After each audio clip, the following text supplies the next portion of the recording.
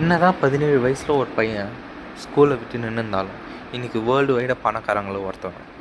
அவர் வேறு யாரும் இல்லை, நம்ம ரோலக்ஸ். அவர் என்னதான் 17 வயசில் அவர் ஸ்கூல் விட்டு நின்றாலும் அவர் சோர்ந்து போகலை. திரும்ப எழுந்து ஓடினார், வேலைக்கு போனார், சம்பாதிச்சார். அதை வச்சு ஒரு பிஸ்னஸ் ஸ்டார்ட் பண்ணார், முடிவு பண்ணார். அந்த டைமில் தான் பாக்கெட் வாட்ச்ன்றது ஒரு ஃபேமஸாக இருந்தது. அப்போ 1905 அவர் ஏர்ன் பண்ண மணியை வச்சு ஒரு பிஸ்னஸ் ஸ்டார்ட் பண்ணுறாரு. அந்த பிஸ்னஸ் தான் வாட்ச் பிஸ்னஸ். அவருக்கு ஆரம்பித்த கம்பெனி தான் ரோலக்ஸ் கம்பெனி. அந்த ரோலக்ஸ் கம்பெனி ஸ்டார்ட் பண்ணி ஸ்டார்டிங்கில் அவருக்கு தோல்வி மேலே தோல்வியாக இருந்தது. கூட இருக்கவங்க கேள்வி கேட்டலுமா பண்ணாங்க.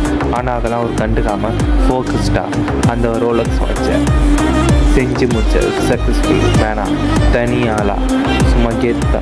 ஸோ நீங்களும் எது போயிடுச்சுனாலும் வருத்தப்படாமல் எழுது ஓடுங்க. எழுது ஓடி நீங்கள் உங்கள் மேலே நீங்கள் வச்சுருக்க ஐடியா மேலே நம்பிக்கை வைங்க. நீங்கள் கண்டிப்பாக ஜெயிப்பீங்க. ஸோ என்ன தான் கூட இருக்கிறவன் நம்ம கேள்வி கிண்டல் பண்ணாலும் நம்ம திறமைக்கு ஒரு சவால்ட்டு நம்ம மேலே நம்ம முதல்ல நம்பிக்கை வைக்கணும். அப்போ தான் நம்ம வாழ்க்கையில் ஜெயிக்க முடியும்.